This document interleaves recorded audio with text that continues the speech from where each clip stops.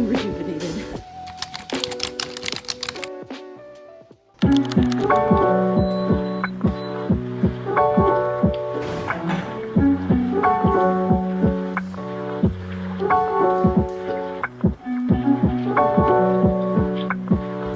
Good morning.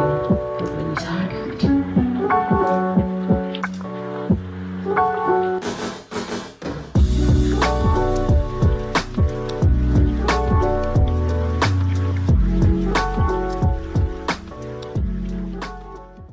Good morning, you guys. It is probably almost 6 o'clock. I think it's like 7:50. I have a 10-mile run this morning that I want to get done pretty early. The sun has been coming out really early lately, but it's also been getting really hot. So I want to make sure that I get my run done before I'm like melting. I haven't had a lot of good times with running when I'm like about to start my period. So I'm doing the best I can to like stay positive and be proactive about the things that I know help me run better when I'm on my cycles. But something really fun that I want to show you guys is how I do my hair for a run. I get asked so many times how I do my hair for running. This is specifically for my texture of hair. I don't know how people with finer hair or straight hair do their hair, but I wanted to show you guys how I do my hair. So for all my runs, I use Eco Styler gel as my base, and then I will use either like some beeswax like this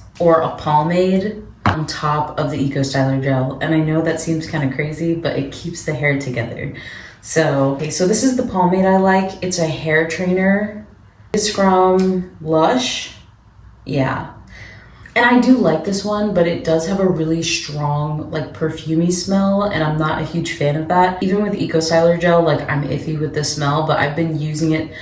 Eco Styler gel, I know people don't like it, but I have been using that since I was in the military. So that is a tried and true for me, and I will use it for the rest of my life. So I'm not gonna use this today because I haven't used beeswax in a while, and I wanna see how it does with this Texas weather. So this is the hair right now.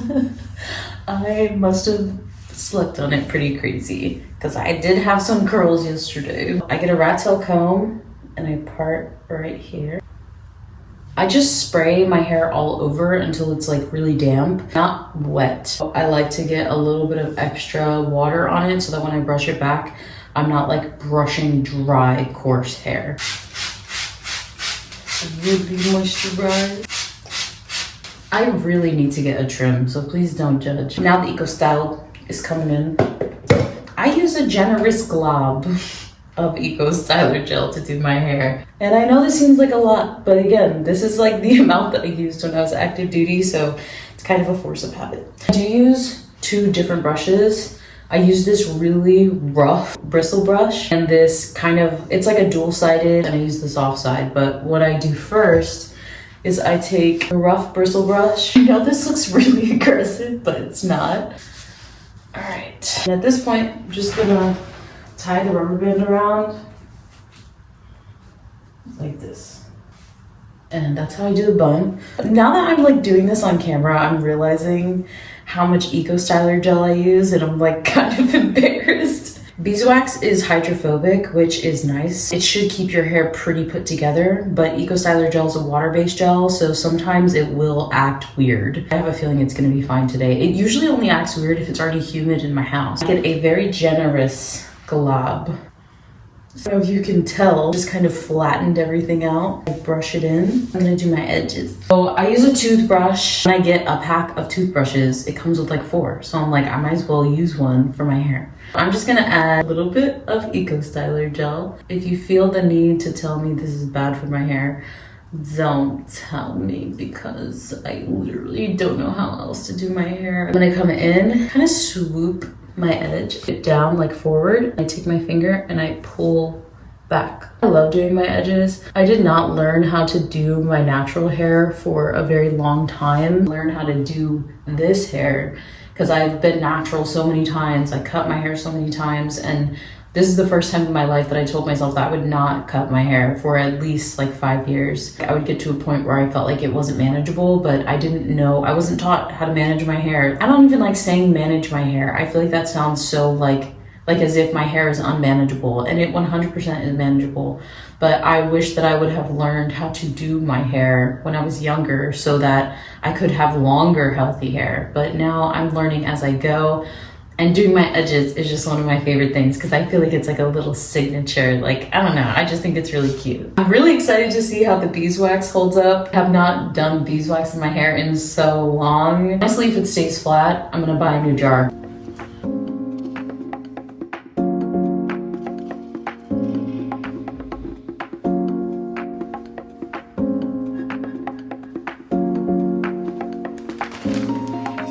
I actually hate eating this early. If I don't eat this early, my run is going to be completely miserable. I'm just making a little bowl of oatmeal. I normally put bananas on it, but I forgot to get some at the grocery store this week, so I'm just gonna make plain oatmeal and bring an extra goo with me. I've been having a lot of knee soreness lately, so this is kind of gonna be a test to see if I need to pull back a little bit.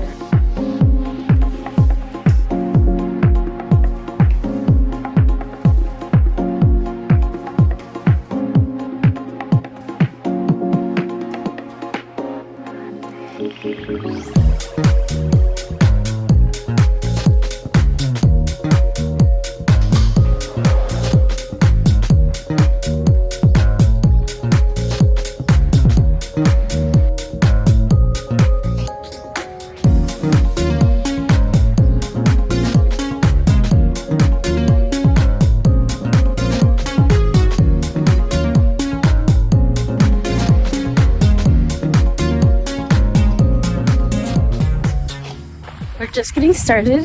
I think I said earlier that I was running an interval run. I'm not. I'm running a tempo run. We've got a 2-mile warm up, a 2-mile cool down, and the tempo run is a 10K. So it's 10 miles in total. And yeah, I'm still feeling really good about it. The air's a little heavy, so it's a little difficult to breathe, but this warm up's gonna get me right. So let's get into it.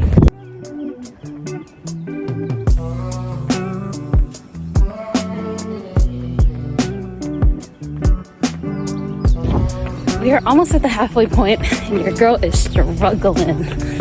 The heat is taking me out, but I know how to pace myself now, and I know how to kind of just deal with the heat, honestly. So I'm gonna finish, but I don't know if a tempo run is on the schedule today. This might just end up being chill 10 miles. So I was feeling really like not great, and then I was like, you know what? I should listen to Assassin's Blade. Like, I should just start the Throne of Glass series over, and all of a sudden I'm rejuvenated. So I just hit mile 8, and I don't know why I thought I was doing a tempo run. It's too much today, but that's okay. I don't beat myself up if I can't do a specific workout, but I do still always try to get my miles in. So we got 2 miles left, and then we're gonna be done. I'm just getting home. That run was very, very difficult. That's the interesting thing about running, is that no matter how difficult it is, you get to a point where you can still push through the difficulty. And I think that's one of the reasons that I keep doing this. Somebody asked me last week why I run, and it's honestly because when you run, there's like an ebb and flow. So there's a natural times of difficulty and natural times of ease, and you just have to push through the difficulty and kind of glide through the ease and know that it's always going to come and go and come and go. And I feel like running continuously reinforces that belief within me, so that even in my normal day-to-day life, like I go through and I might be having a hard time, and then I say, well, this hard time is gonna pass. And that's one of the reasons that I love running so much. But finished that 10 miles in 1 hour and 54 minutes, which my goal was to go less than 2 hours. Oh my gosh, I'm so sorry, I'm so thirsty. Goal was to go less than 2 hours, which I did. Honestly, I'm just really proud of myself for finishing. I am so gross, I need to take a shower, so we'll be back.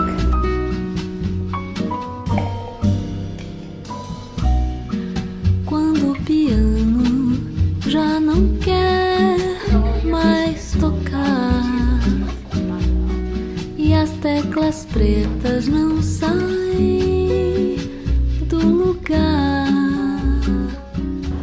I'm really excited about this soup. And I know that it might be kind of weird to eat soup in the summer, but I've been trying to do like cold soups, and I've also been trying to use all of my ingredients. So sometimes, like if I just have things left over, I just kind of put everything together, and whatever I come up with is what I come up with, and I don't have any judgment for it, okay? I'm now in week, gosh, I don't know what week of marathon training I'm in now, but I'm pretty far in at this point. I'm feeling a lot of fatigue, which I guess is really normal, especially if you're a new runner like I am. This is gonna be my first marathon. I've ran a half a couple of times, so I know what it feels like to run over 10 miles, but the 10-mile days always feel like the hardest to me. So I'm trying to find better ways to like deal with mental blockages that I feel when it comes to distance running. And I think a lot of it comes down to like, honestly, just like my own belief in myself. I have this idea that like I'm not good enough to run that far. I'm still learning to not think that way, and because it really does hold me back when it comes to running. I'm trying to get myself better at positive self-talk, especially with running. I have a lot of time until my marathon, but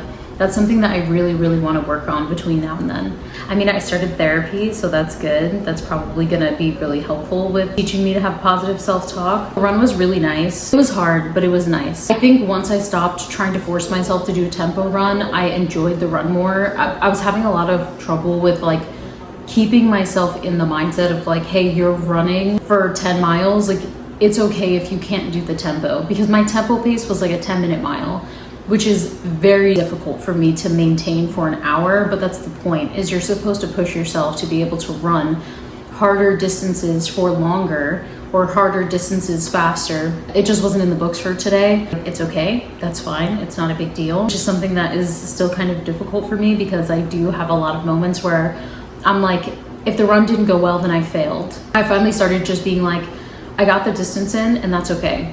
That's all it needed to be.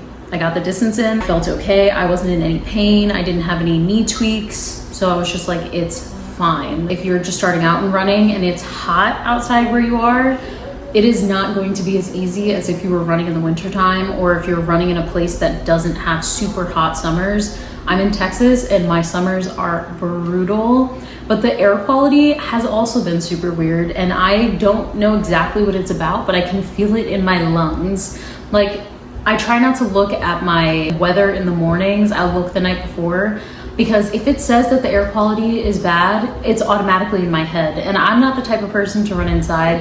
Even if the air quality is bad, I'm gonna run outside, and I know it's not good for me. Do not yell at me, okay? But there are definitely things to take into consideration, because it might feel like I'm not making any progress, or I don't feel good, or I just feel like I'm not doing that great. But in reality, I see summer running as preparing you to be your fastest in winter. So I don't take it personally, or I don't take it as like a chip on my shoulder if I'm not running super fast in the summer, because that tells me that I'm gonna be running really fast in the winter. Really happy that I got that distance in. It was so weird, like halfway through the run, I was feeling like I could stop right now if I wanted to. I don't have to keep going. Who cares if you run this distance, blah, blah, blah. And then I always get to a point where I'm just like, just keep going. You know that you can do it. Like, there's nothing holding you back. There's no punishment for stopping. The reward for finishing is that you finished. You know what I mean? And that's something that I like to feel. I like to feel like I completed something that I wanted to finish. But there's also times where I don't finish my run, but I still consider it a win, because if I'm having a day where I'm like really tired, or I really didn't sleep well, and I still go out and I run half of my run, I feel like that's a win. I have moments where like I don't finish my full run. I'm like, hey, you still went outside today, like, and you did what you needed to do. Sometimes I'll try to get the distance in through walking. So if I was supposed to run a 10K and I only ran 3 miles, I'll just walk the other 3 miles and then go home. Thanks for coming along with me to run 10 miles today. Hopefully the next 10 miles is better. I'm trying to prep a couple of videos before the move so that you guys have something to watch, and so I'm not like just gone for like 3 weeks. So we'll see how that goes. Let me know what you guys want to see. I'm really thinking about doing like a week of marathon training, like a week in my life during marathon training. I'm gonna finish this soup and go to ceramics, and yeah, thank you so much for joining me, and I will see you guys next week. Bye.